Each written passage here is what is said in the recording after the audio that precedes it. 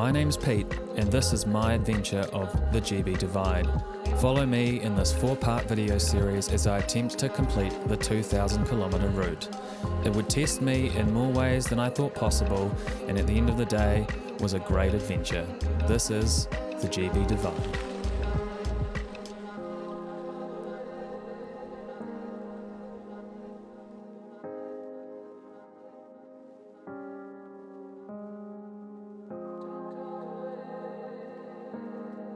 Safely into Wales, I found a spot to sit and collect my thoughts for a second. And although England had been a shock to the system, I had made it here and I was still in one piece. With Wales in front of me, I felt a little intimidated, but when all else fails, just focus on the road ahead.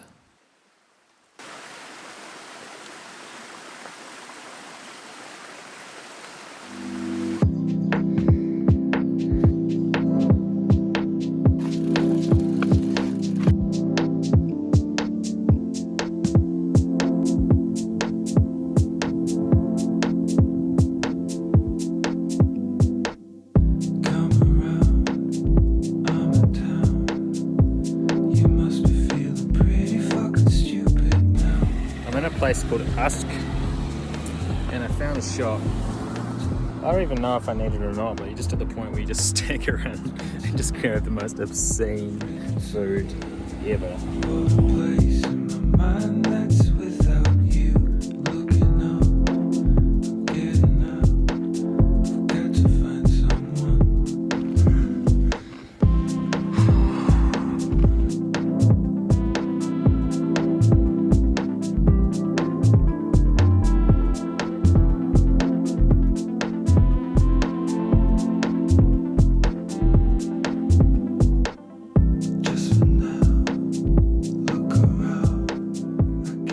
Start of day 5, we had a nice sleep. A little later heading out this morning, but I figured I needed a bit of rest. It's spitting out there for a change. And we're going to get going. We're going into the Brecon Beacons National Park. Could be a good one. Here's the morning haul from the shop. Climbing up to the Brecon Beacons.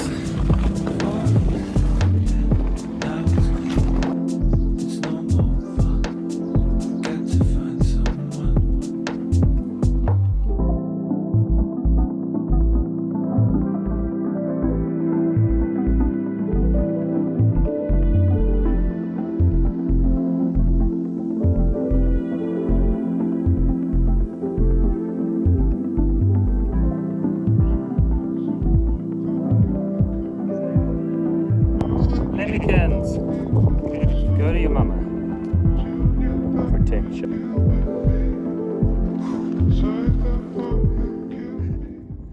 That sign almost always means you're in for a rough time. This is what I'm following. Doesn't really hard to see if it's a track, but this is what I'm hiking up. There's supposed to be a track going down, but there's just not. That's the track.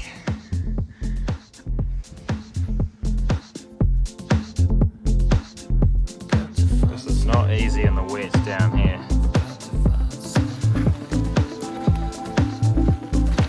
That's where it's taking.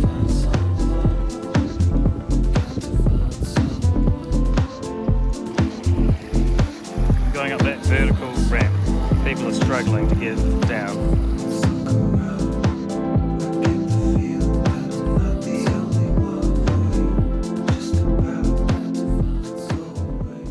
After a few hours of slow progress, I'd finally made it to the top of the Brecon Beacons.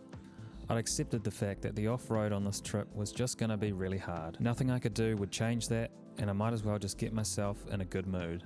As I'd come to this realization, I crested the saddle and was greeted with one of the most spectacular views of the entire trip.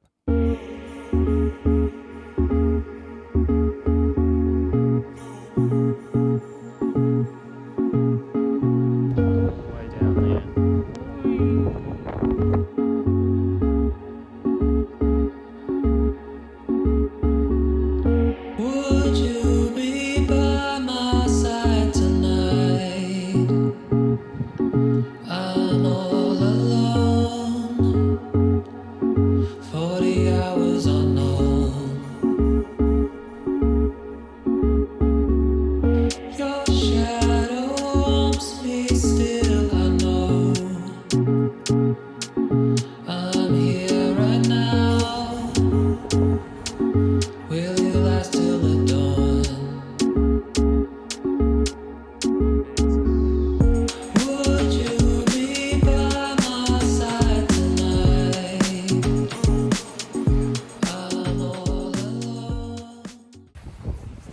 we are.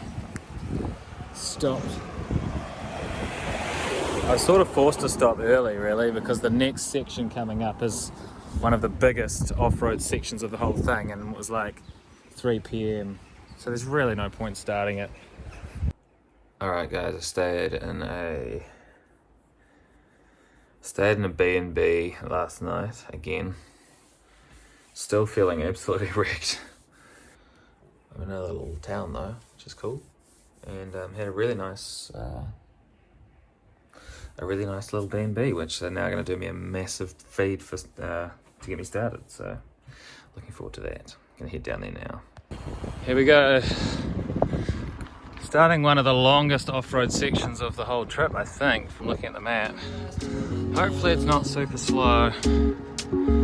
Here we go.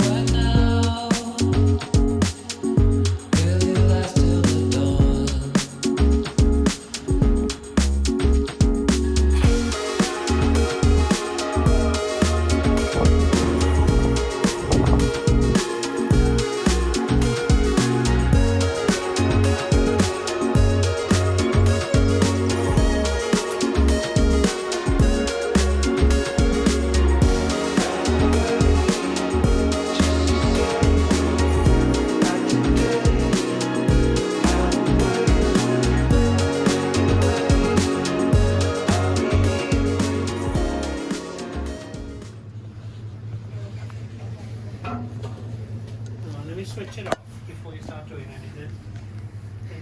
Antics at the shop. Gonna Gonna go for the chocolate milk therapy. And maybe have some. You're going to turn it. Yeah. All the two, you're going to turn it half. Yeah, let's get involved. Turn it half a turn. Oh shit. Oh god. Love this. Absolutely love this. There we go. We're going to try lemon Welsh cakes. That's got to be good.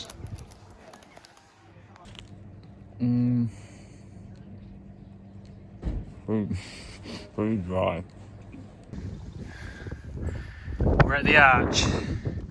There it is. We're going into the forest.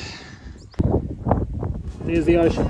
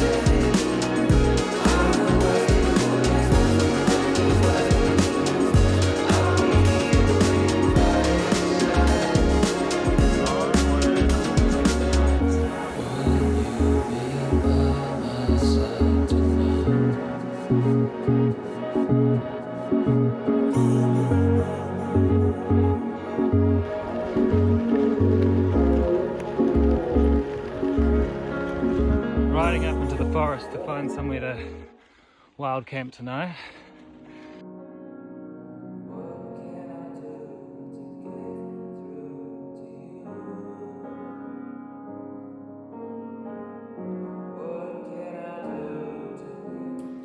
Undoubtedly, one of my favourite parts of bikepacking is getting to stay in these tiny, out-of-the-way places that you otherwise wouldn't go to. I love the random opportunities to meet people that you get along the way. And as much as I like wild camping and getting out into the wilderness, it's really hard to turn down these random opportunities to stay with people. And that's what I had tonight. I just happened to stumble upon this place called the Buckley Arms and this really nice lady who owned it. And after another 13-hour day on the bike, let's be honest, a beer was pretty welcome.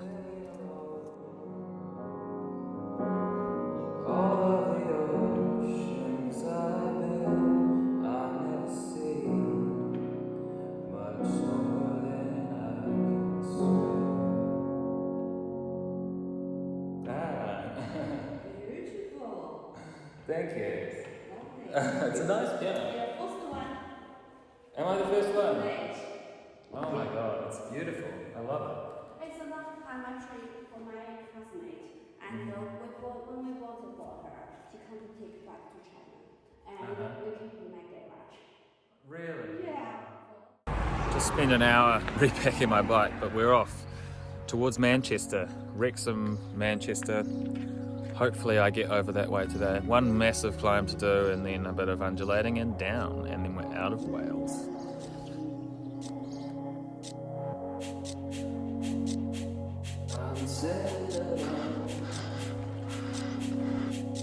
That's a first, almost entirely red.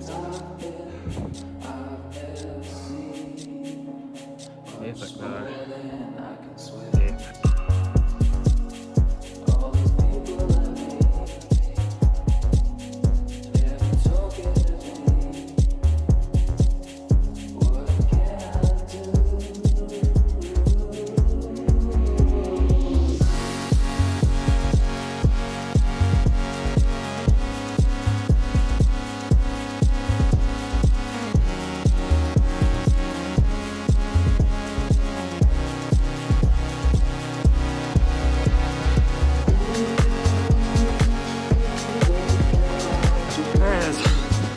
Steepness hill.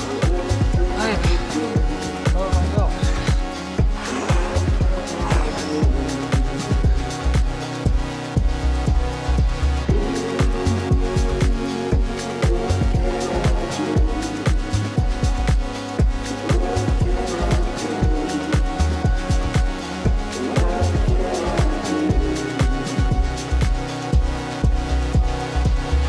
And the funny thing about not knowing the route and not knowing what's coming is that I thought this was the last hill of Wales, and I was elated thinking that I'd beaten Wales and I was headed towards the flat of Cheshire, but I was completely wrong.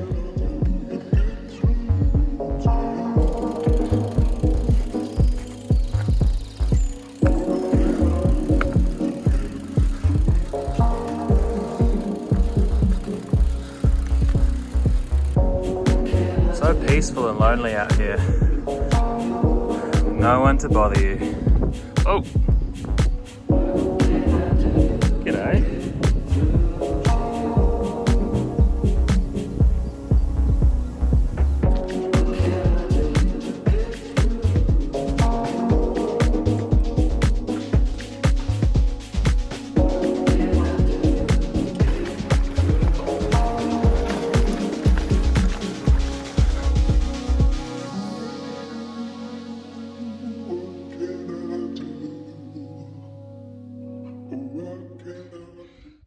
So I'm almost there.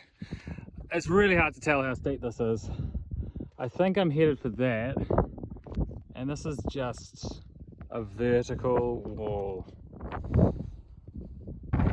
I rode the whole thing, you'll just have to believe me. Rate the quality of this gravel.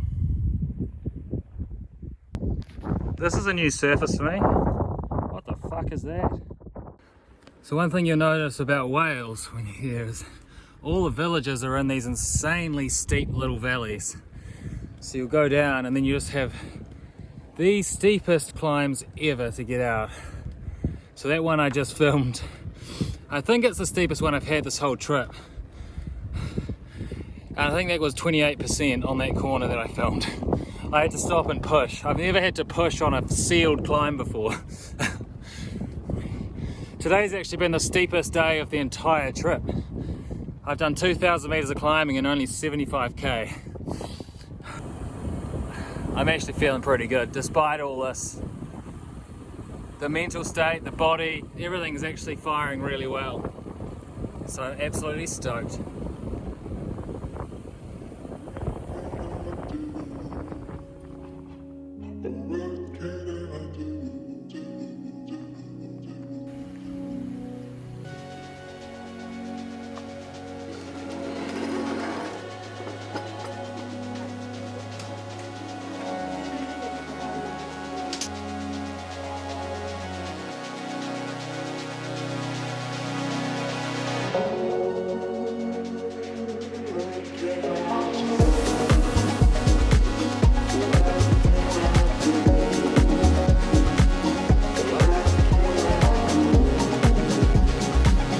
That is a big fucking hole.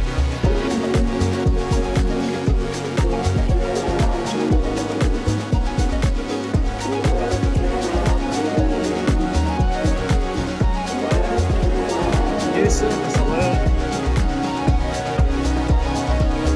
rock slabs. Rock slabs. How long am I doing this for? Good lord.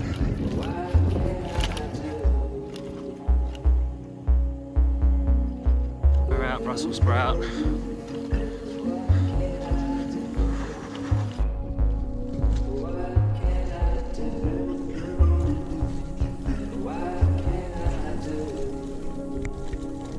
And just like that, my Wales adventure is over. It certainly tested me on the last day. I thought I had it beat and the last day would be a sort of victory lap, but Wales had something to say about that, and that was the steepest climbs I've had so far. But Wales, you've been absolutely awesome, loved it. Northern England, here we go.